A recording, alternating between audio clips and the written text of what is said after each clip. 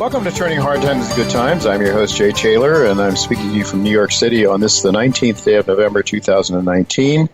I do like to remind you that I'm the editor of a newsletter called Jay Taylor's Gold, Energy, and Tech Stocks. So you can subscribe to my letter by going to miningstocks.com, or you can call our office here in New York during regular working hours in New York at 718-457-1426, 718-457-1426. Like to also put a plug in for Chen Lin, his letter, What is Chen Buying, What is Chen Selling?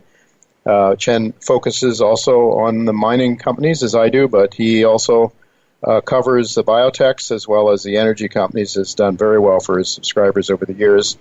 Go to chenpicks.com for that. And Michael Oliver, who will be with us in just a moment, is olivermsa.com, olivermsa.com, to sign up for his excellent letter. And I do want to thank all of you for listening to this show and making it one of the more popular shows in the Voice America Business Channel. And thank you also for sending along your comments, whatever they may be, positive, negative, or neutral thoughts you have about the show. Send them along to questionsfortaylor@gmail.com, questions4taylor@gmail.com. We also want to thank our sponsors, of course, because without them we would not have a show. They make it economically viable. Our sponsors for this week: Irving Resources, Novo Resources, Great Bear Resources, Gatling Exploration, and TriStar Gold Resources. And we will be hearing from Novo Resources. Quentin Henning will be with us during the second segment of today's show. I've titled today's show, Has Novo Resources Made the Gold Discovery of the Century? Robert Moriarty will be with me in the second half of today's show. Dr. Quentin Henning, as I just noted, and Michael Oliver just momentarily will be with me. The excitement has died down from the summer of 2017 when Dr. Quentin Henning of Novo Resources revealed to gold exploration investors that the nuggets being found near Karratha in Western Australia is part of what may well be one of the greatest gold discoveries ever. In fact, Western Australia hosts a massive conglomerate gold discovery that has some similarities to the great Witwatersrand gold discovery in South Africa made in the late 1800s. Dr. Henning's revelation as to how the great Witwatersrand was laid down, how it was deposited, led him to Western Australia, where his work has revealed that conglomerate hosted gold over many hundreds of square kilometers, which has led to the title again of today's show, Has Novo Resources Made the Gold Discovery of the Century? Of course, the fact that large gold hosting conglomerates beds exist is one thing. Mining the gold from those beds profitably is quite another matter. The big run-up in Novo's share price in the summer of 2017 from under 70 cents in U.S. money to $7 has since fallen back into the $1.50 to $2, $2.12 I saw today, into that range, as the get-rich-quick crowd has sold those shares quite some time ago and have run to other stories that doesn't test their patience, as Novo has over the last couple of years.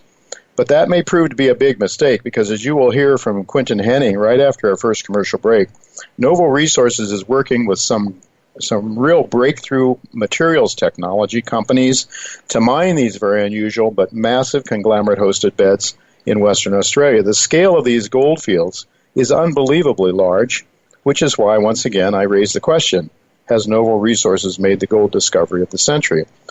Of course, that idea will seem like a stretch to most gold share investors, and rightfully so. There should be skepticism when any kind of seemingly outlandish statement like that is made.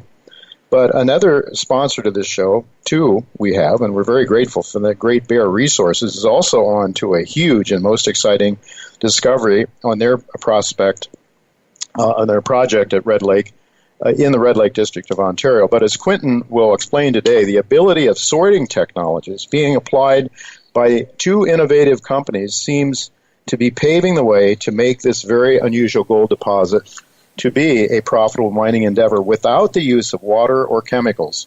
It is quite a story, so I hope that you will stay around to listen to what Dr. Henning has to say in the second segment of today's show. And then later in the show, as I mentioned, Robert Moriarty, the second half of today's show, he is a proprietor of 321 Gold. He'll be with me. He knows the Novo story as well as anyone. He has been on Novo's properties in Western Australia several times and is in constant touch with Dr. Henning. Robert will share his views on Novo's projects during the second half, and he may have some other comments colorful comments, always colorful, coming from Robert Moriarty. He'll be with me in the second half of today's show. But right now, I'm really happy to tell you that Michael Oliver is back with us this week again. Thanks for joining me, Michael. Hi, Jay. Good to be back. Yes, it's really good to have you back. And when I asked you this morning what topic you think is most apropos for today, you suggested the dollar. You said the dollar index is prime now. Talk to us about that. Why are you really focused so much on the dollar? Well, the horror stories when some mass shooter goes out and kills people and they interview the neighbors of the person and they say, well, he was a quiet one, Yeah. Well, the dollar right now is probably the most quiet market out there in terms of, lack of volatility or trend integrity and so forth. It's sideways, really. But it's a huge asset category. And the inverse of that, of course, is the yen and the euro and so forth. They're very quiet. So while other things are moving around, gold has moved a lot without any dollar weakness over the last year or so. The dollar has just gone totally to sleep, but everybody's numb with it, about it. They're comfortable that it's in an uptrend, which is exceptionally gradual, by the way.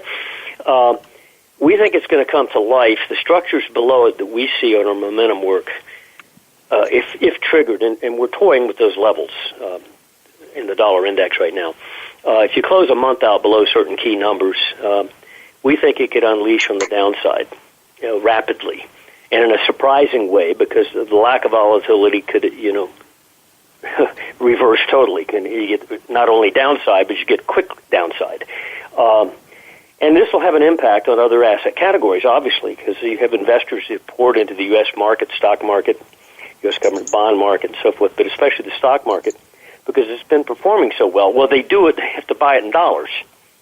So if the dollar suddenly becomes a negative variable for them, it undercuts their, the solidity of their position in the U.S. stock market.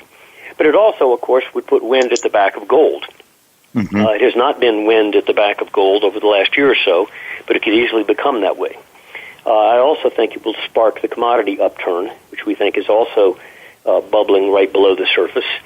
But the dollar right now is the one that's the closest and to intimidating its structural levels that if it breaks, it's going to go down hard. And specifically, the dollar is in the 97 area right now, and our numbers are in the low 97s if you close a month there, and we'll get real specific, but not far below the market. We think it could drop easily, 20% or so rapidly within a year. Wow. Now, that's a nuclear event that happened. And so you have this pending asset shift in the foreign exchange markets that could suddenly become a big player and totally wipe out all kinds of market assessment assumptions that prevail out there right now. When you upset one assumption, you might upset another, et cetera. You just break the whole mold. So we'd watch the dollar. I think it has the most potency in terms of surprise effect. Certainly that would have an immediate impact, you would think, on commodities. How's the Bloomberg Commodity Index, which I know you watch very carefully? Well, how's that looking? When we began the quarter, we focused on those two sectors, the dollar and the inverse side of that, and the Bloomberg Commodity Index, because they've been the most dormant categories for the last 2-3 years in terms of volatility and trend movement. Commodities going sideways, dollar largely going sideways, while other things were moving around. Well, the Bloomberg is bubbling just below the surface. In fact, early in the quarter, when we put out our numbers that were applicable for any monthly close this quarter, we put out a number below the dollar index, and at that time it was trading 99.60 dollar index. It rapidly dropped down toward our numbers, again, which we need monthly closes below. At the same time, the Bloomberg Commodity Index was several percent below our numbers, and it rallied up to our numbers. So what we're waiting on now are some monthly closing levels that will break those two categories out, one down and the other to the upside. But they've at least moved to our numbers, whereas early in the quarter they weren't near them. All of a sudden they went to our numbers. So we're watching very closely, and I don't think many other people are, because frankly those are dormant categories. Right. Yeah, but certainly, I mean, just since all of these commodities around the world are measured in dollars, a declining dollar then would mean that the prices have to go up, I would think, all other things being equal. Yes. Yeah, and so, Michael, which leads me to the next question then, if we start to see some commodity pressure on the upside, then that might not bode well for debt instruments, I would think, unless of course we have a massive deflation, let's say a global economic downturn, which would have deflationary pressures. But any thoughts on that? And how is the T-bond looking? There's two different categories we look at in the bond market. The government bonds, of course, are a flight to safety instrument. And anytime you get a stock market drop that's not just a drop, but sharp, you have a flight into T-bonds. In fact, we've had a flight into T-bonds over the last year without a stock market drop. But if you ever had a sharp drop in the stock market, and we're watching for numbers there, no doubt the bond market, the government bond market, especially U.S. government debt, would rally, therefore yields would drop back down again. But we regard that as probably a temporary phenomenon. In other words, don't get married to the idea that bonds are going to go down in yield in a sustainable way. More likely at some point after a flight to safety that might be a temporary event, we think the T-bonds will head down in price, up in yield, and thereby joining a downtrend in the stock market. But for right now, you have to treat the bond market.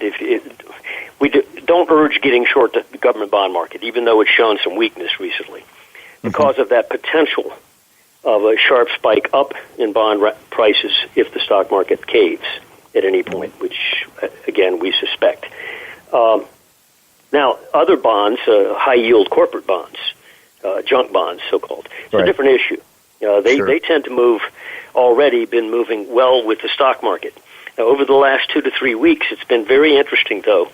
The junk bond ETFs in the U.S., HYG and JNK, have been under pressure and are frankly sitting at the precipice of some technical levels.